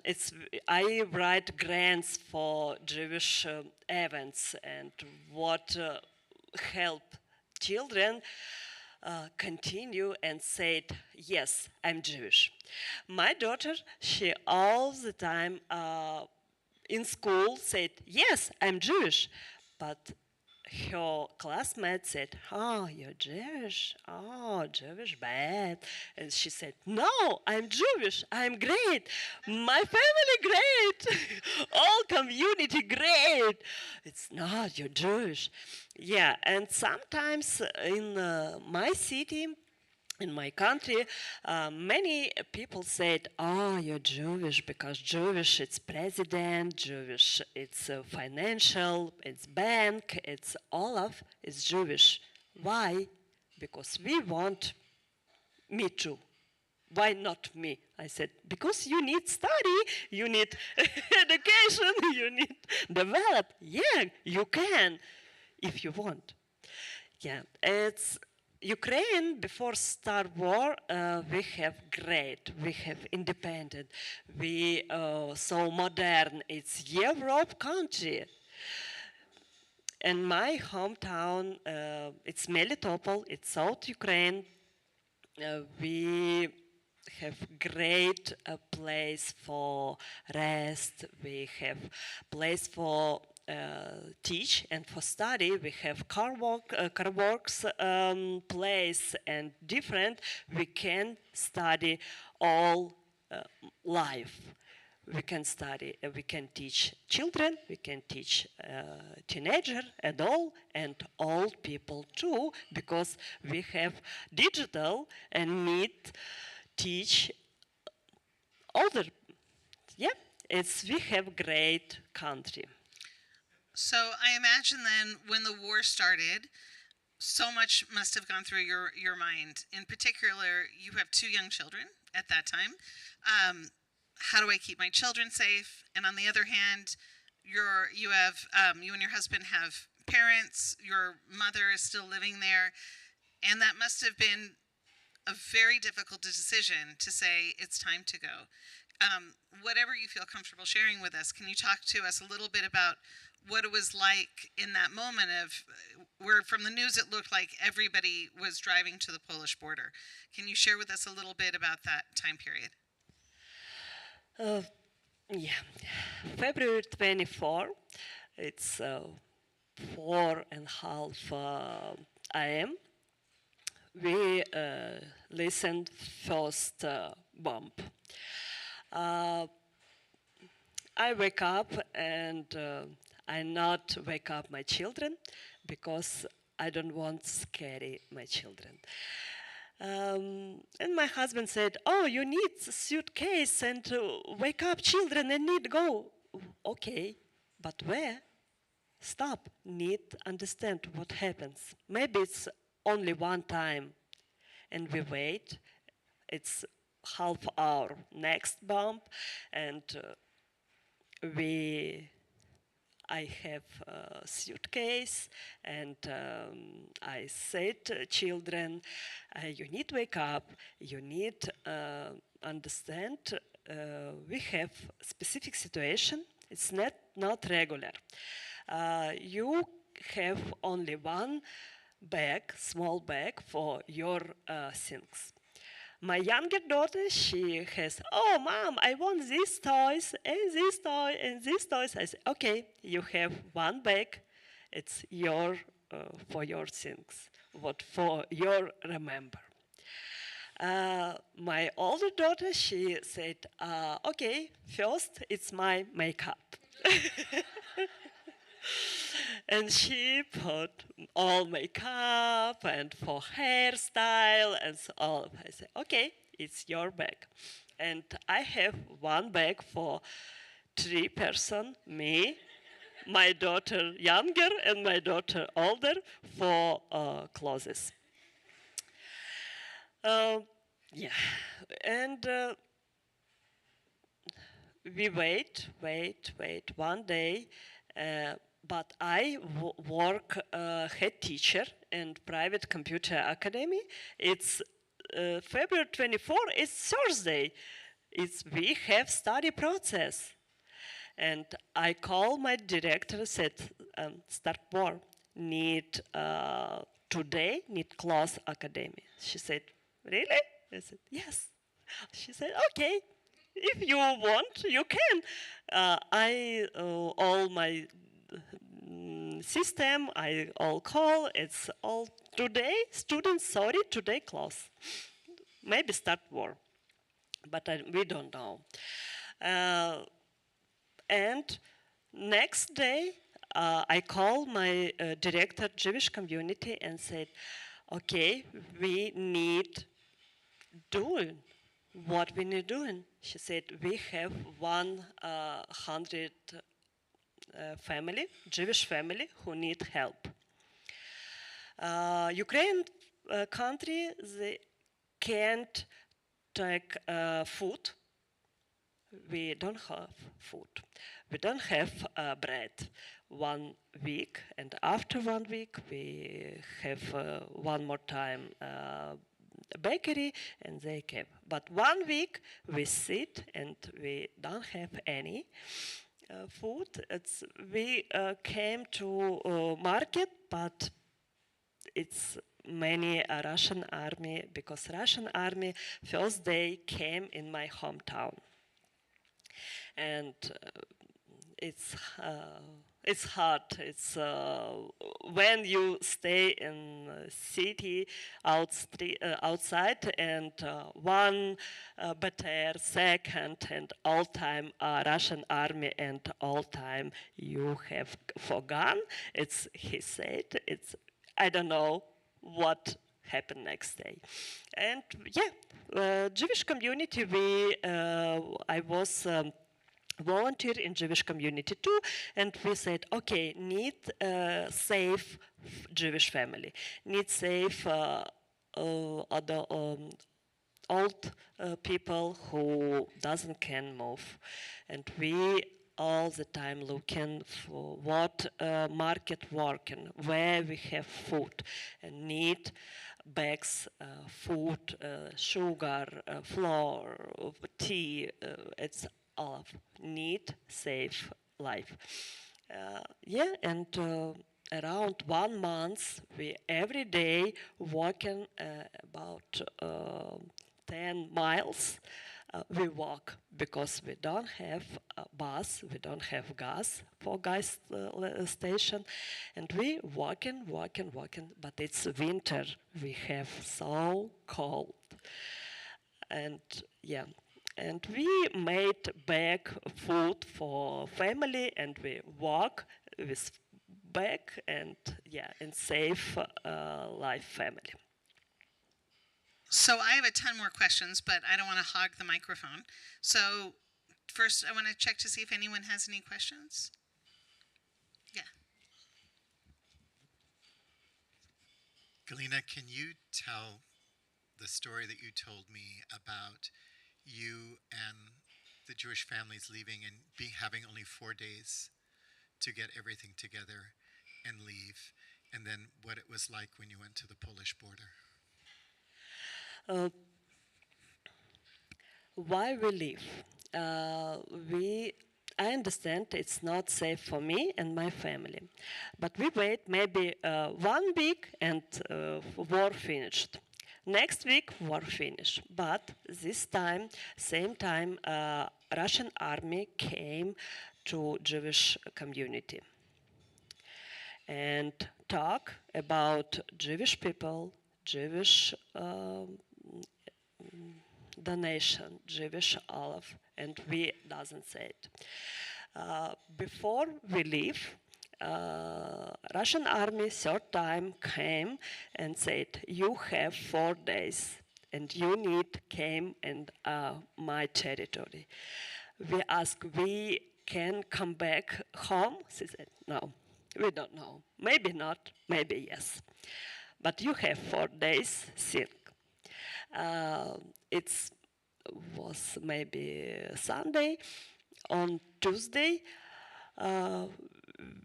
we have checklist who from want leave from city, Jewish family, and we have a checklist. And Tuesday we have a day when we leave. We don't have cars. I never drive before, never. And many Jewish family and many my citizen doesn't have car because it's small city. We can walk, we can bus, we have good public transportation, but we don't have car. And we rent car with people who drive. And on Tuesday, we don't have enough car. And I live with 35 people, Jewish people, who has car, and we live. And my director, Jewish community, she stay with another group. We have more than 70 people. And I live with 35 people, Jewish people for Ukraine territory. And I don't know where we live, what next, and we don't know. And director sent me one number and said, when you have Ukraine territory, you need call. I said, okay. And yeah, we need drive 50 miles. We travel more than 6 hours because we have Russian army, and each 10 kilometers we have stop and all looking and open all car, open dress, open all. And yeah, and when we have Ukraine territory, I call and said, okay, we right now here, what next is stop? You need wait. We call rent bus, and you drive to West Ukraine. And said okay, and they sent me new people, and you need drive these people too, and these people too, and this. I said okay. All time I checking where my people, what name, and one family I forgot, and we need to return. Yes, and we have. Yeah, and we have big travel to West Ukraine, and after I have traveled people who want to drive to Israel or another Europe country, and we help with document, with cats, dogs, and all. Yeah. Can you tell us a little bit about what it was like when you got to the Polish border, when you were able to leave Ukraine? What was the situation? I work in Jewish community, and I had AJT, at Active Jewish Teens. I have director, and she said, okay, we right now in Warsaw, you can live for me? I said, of course, I'm freedom. I'm West Ukraine, but I don't want to stay here because it's not safe for me and my children. I live to Poland. It's we have great situation. One more time, because I live in a council bus. We drive. We stay in Polish territory, and driver said, "Okay, go." I said, "Where?" We stay in nothing. He said, "Okay, you see one building, you need to go." Okay, and we go, and we now understand what happens, where, what need doing. And I see one logo on T-shirt. It's GDC. It's joint where I work. Do you guys know what the joint or the JDC is? Okay, I'm assuming with some of the looks, not everybody knows. So the JDC is the Joint Distribution Committee, Coalition. So basically, it's an organization like HIAS meant to help people who are in crisis. Originally to help Jews, now it helps all sorts of people, and they distribute essential items. During like the Croatian-Serbian War, they would go in and provide medicine, and because it's a nonprofit organization, that's a humanitarian aid organization, they're often allowed in places where other organizations and agencies might not be able to go. And I see GDC, and I said, "Oh, join." Said, "You know join?" I said, "Yes, of course. I work with you in Melitopol." He said, "Really? Okay, go." And he said my bag and children, and okay, food here. It's safe here. You want change phone here. You need mobile SIM here. I said, okay, thank you. I sit and said, wait, I drive with big bus. It's all Jewish people, but I don't see here. He said, oh my, okay, go, search. Where people, where Jewish people need help right now? And I walk, it's a big building, it's a shelter. And I search, okay, hello, we drive one bus. You remember me? Yes. Okay, you Jewish. Where you need? Warsaw. Okay, go. It's joint. Help you. And I walk, and I find around 20 people, and we have one more time bus, and we drive to Warsaw. And Warsaw, next day, we travel 2 a.m. and 7 a.m. I come to volunteer and said, okay, what needed help? And said, you work with children. Okay, we have a children room and you can help. And next day, I start volunteer in Warsaw, in Jewish community, and it's big hotel. It's around 200 people, Jewish people, who need help travel and save right now. Any questions?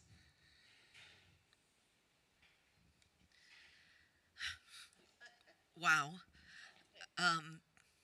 As you are leaving your home and traveling through your country and across the border, where are you sleeping? Where are you staying? Where are you eating? We not stop. We all the time travel. We sleep in bus.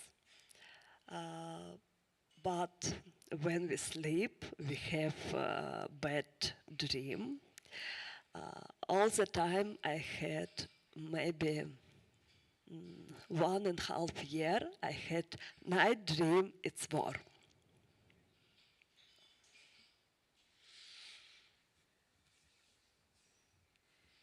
I think everybody is just stunned because it is a very powerful story.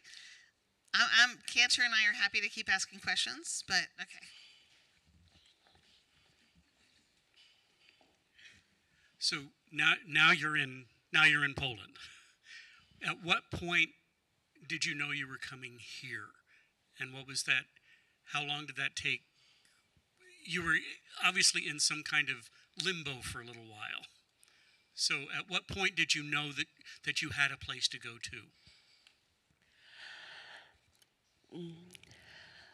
When we live in Poland, my husband in Poland, Warsaw, my husband said, "Oh, I don't want to live in Poland. I want Denmark or Belgium," because he works before in Belgium and Denmark, and he moved to Denmark. I stay and help people because I need right now here. My volunteer, my coworkers now, I want travel another country because in Poland we have more than 10 million people from Ukraine. We don't have enough place and we don't have enough works. We need travel long. And one day I had a night dream when start war in Poland. And I understand it's maybe not safe place for us too. We have a choice. Maybe we drive to Israel because my husband has citizenship Israel and he has father in Israel. And I said no, because right now I live from war in Israel all the time has war and I can't because I have children and I need more safe place, more safe country. And Hayes, a volunteer from Hayes said, "Galina, maybe you want US?" I said, US? Maybe US? I don't know. Maybe US? Okay. And it was July, and she said, "We have sponsor from US. It's Sacramento." I said, "Okay, you like Sacramento?" I said, "I don't know. I never been." I never been in Sacramento. I never been in US. I don't know what is. And yeah, and we have a process. But it's a funny story too, because we have many documents, information, and all the time Zoom and ask, "Galina, you have mail with document?" I said, "No, no, I don't have." I clean my trash. I clean my all mail and I said, "No, I don't have because I wait so important mails. I all clean." And Dorothy said, "No, Galina, you have one mail." I said, "Okay, I look in." Yes, I have one mail, USISC, but it's not important because it's letter automatical. It's not important. Doesn't need doing. Okay, doesn't need doing. I not. I wait. When I open, I understand it's mail. We wait 1.5 months. And start process. When Dorothy asked me when I came to US, I said, I want before Rosh Hashanah. I want start my new life in new country, new culture, new languages in Rosh Hashanah. I think I saw another hand up here, but I don't know where I saw it. Can you tell us a little bit about what it was like to come here? Because the good thing about coming before Rosh Hashanah is New Year, fresh start. The hard thing is 2 children starting school, and that's hard. I mean, I think was one starting junior high school. Is Leslie in here? Or so. Wasn't Vitalina in 7th grade? Starting 7th, yeah. Which, no matter what country or what language, junior high is hard.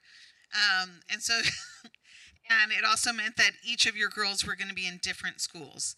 Can you share with us a little bit about what it was like? I mean, because it's like a whole, I don't know which is harder, waiting in Poland or dealing with Sacramento schools. So. Oh, school, it's so hard topic. We came September 22. Next day, we was in school department, and next day, my girls start studying school. It's Friday, and she said, "Mom, you all right? Friday, start school." I said, "Yes, start school." And it's so hard. So hard, all of languages. My older daughter, she knows English because I'm great mom.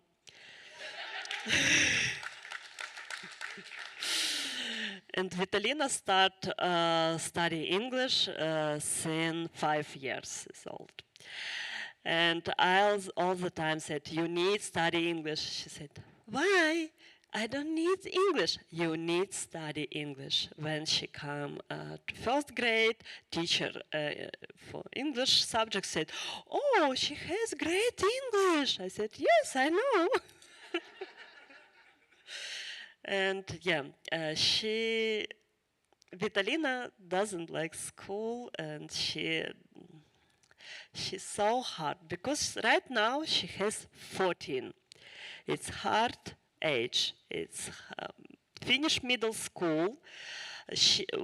First time she has public school. It's regular school. She working in school and said, "Mom, I don't want."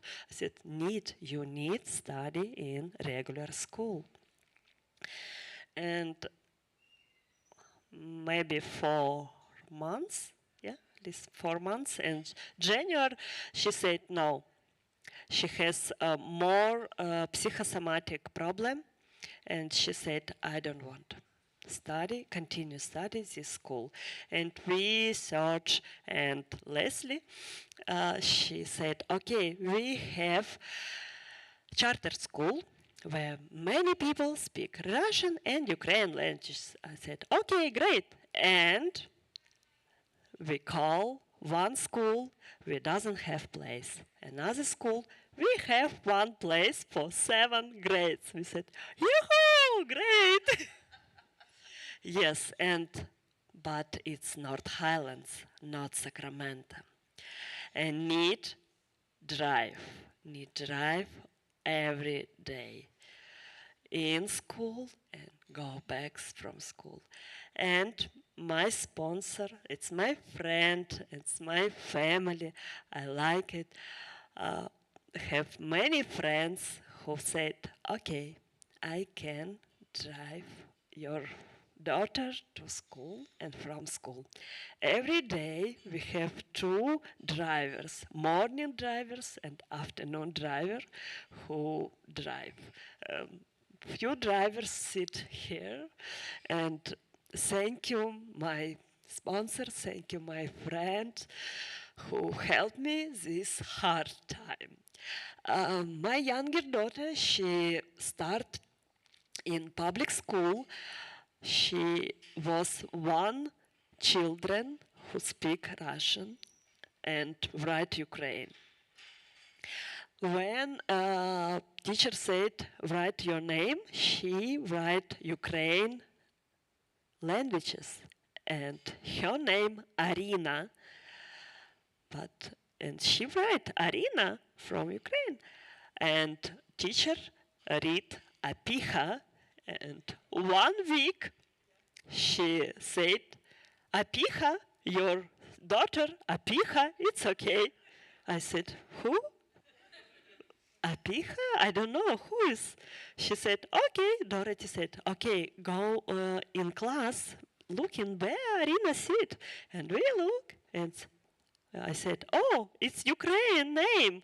She said, what? It's English. I said, no, it's Ukrainian name, Arina. She said, no, it's Apiha. Yeah, and she can study only 1 week. She cry. She cry all the time. Go to school, she cry. In school, she cry. And go back, she cries. And Dorothy said, because Dorothy drive to school, and she said, no, it's so stress for younger girl, need help. And we looking, where school? And Leslie said, okay, my son has school, and I ask. And David Lubin, it's school, my daughter, and he said, yes, we have one place in 2nd grade, and they have one children in this class who speak Russian. And she helped adapt my daughter in school. How are the girls doing now? So it's been a year and a half. That's still very early. Not such a long time. Are they feeling better at school? Are they starting to kind of learn the American ways? Because it takes a while. My younger daughter, she right now had a test because she has 3rd grade. It start test, and she doesn't have. Oh, sorry. Why am I? It's okay. Specific program. She studied first day regular program, and right now she has middle level, or sometimes high level in school. It's 3rd grade. My older daughter, she finished middle school, and next year high school, and she said, no, I don't want study. I don't want go to school every day and study in person. I don't want. I can't. It's so hard for me because it's a different culture. I don't understand why in Ukraine we have more subject because her age study 14 subject. She has right now 6, and physical education PE in this 6.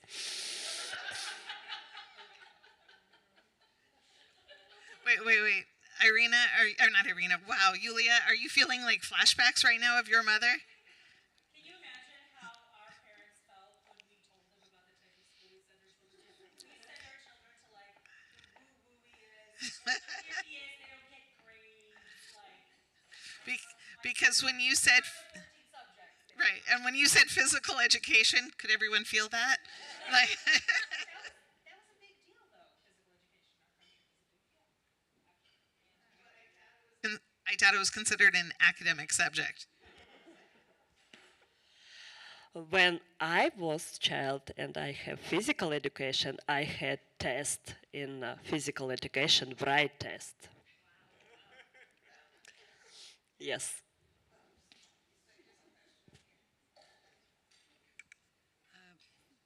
Are you communicating with people that you know still that are in Ukraine?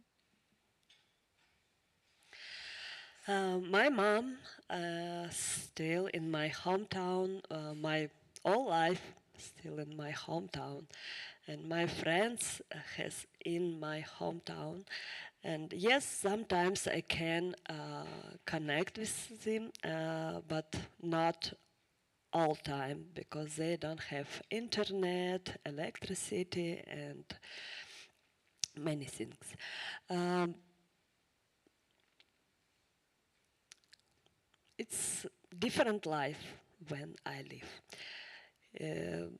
Many we so miss for us last life before war. It's we so miss. I miss my friend. I miss my job, my old teens, and yeah, I miss.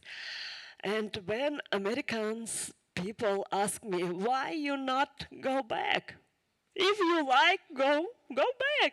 I said I can because my city first day war is occupied, and I can't because it's not safe for me because they know about me, and if I come back, and maybe they kill me or arrest me. I can't. And I said, but right now I in America and I not doing more than I can because I study English. When I came, Lisa now, Jeff now, I dance. I didn't speak English.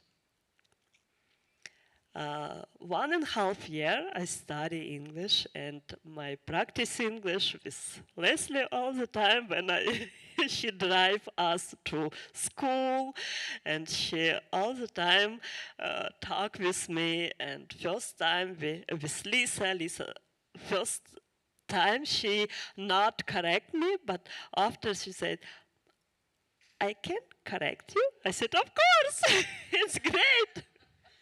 Yeah, and I want will be helpful more than I right now doing, because in Ukraine I all the time write social project, and I when I came, I all the time said Lisa, why this not? Why it's not? This not? It's better. It will be better. She said, okay, you have time. You have time. You can do it. I said, okay, I have time, and I know how will be better for citizenship and more. This. So I think we have time for one more question. If anyone has, you'll get the final question.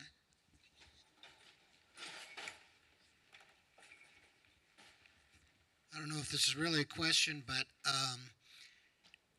after I got out of college, I went back to City College to brush up on some math that I had missed out on. And the best tutors there were Ukrainian women in math. And I asked them why, they were so good, and they said, because in Ukraine they won't let us fail. They're very, very strict. So maybe you could find the tutor, though. Everybody kind of knows this lady, and she's fantastic. So maybe that would be somebody you could talk to. Yeah, of course. I all the time I study, and right now I had job, but for summer break I look in and said, okay, where I will be good worker for different. And yes, I have thank you Leslie because she all the time helped me, support me. Lisa, you all the time with me. All this 1.5 year. It's each person who knows me. Thank you for your support, for words, for a hug, for a drive, for all of us. Only look for me. Thank you. Thank you.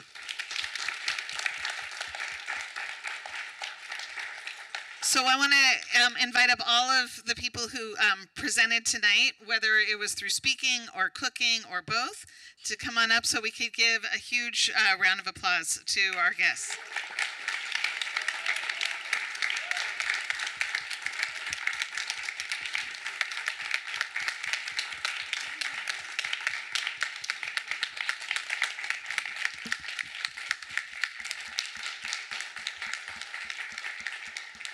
So we began with a song reminding us that all the world is but a narrow bridge, and most important is not to be afraid. So we're going to end with a song of optimism.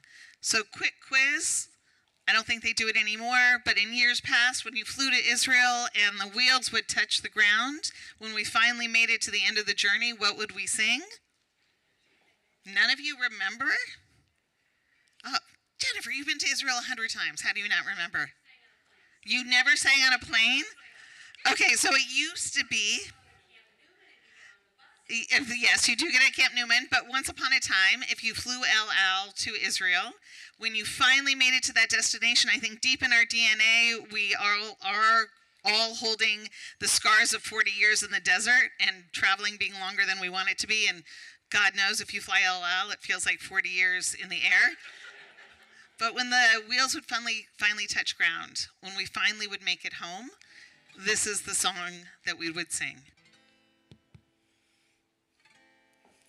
I'm sorry. Are you emotional? Yeah. No, just that feeling of coming home and listening to your story and listening to what you are going through and accomplishing, and you are completely right. You are a very good mother. And yeah, and just the idea of touching ground and feeling something solid beneath your feet, and that feeling when we get to Israel. But in so many ways, we have that here. That's who we are together. We may not be in Israel at the moment, but we carry it in our souls right here. Okay, I think I can do it now. Heavenu shalom alechem. Heavenu shalom alechem. Heavenu shalom alechem. Heavenu shalom, shalom, shalom alechem. Heavenu shalom alechem. Heavenu shalom alechem. Heavenu shalom alechem. Heavenu shalom, shalom, shalom alechem. Heavenu shalom alechem. Heavenu shalom alechem. Heavenu shalom alechem. Heavenu shalom, shalom, shalom alechem. So, Chag Sameach, thank you all for coming. Thank you so much, Yulia and Galina, for sharing your stories. I know it's not easy. Jason, thank you for sharing your magic hands. And I'm still trying to figure out which borscht I liked better because they were both fabulous. But I have to say, I think my favorites were the pickles.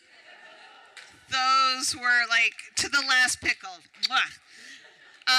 Reminder, Shavuot is a 2-day holiday. Tomorrow night we have Shavuot services where we are celebrating our 10th graders, our confirmation students. If you've never been, it's a lot of fun to hear the students talk about what being Jewish means to them. On Thursday, I believe, 10 a.m. Thursday at 10 a.m. is Yizkor, and that will be in the chapel. And as always, Shabbat services Friday night, 7:30. No, Mishpacha Shabbat, 6, dinner at 6:30, services at 7:30. Ooh, Leslie, are you okay? Come to services and make sure you sign up for the dinner. It's not Jason Galina, but it's good. Okay. Chag Sameach.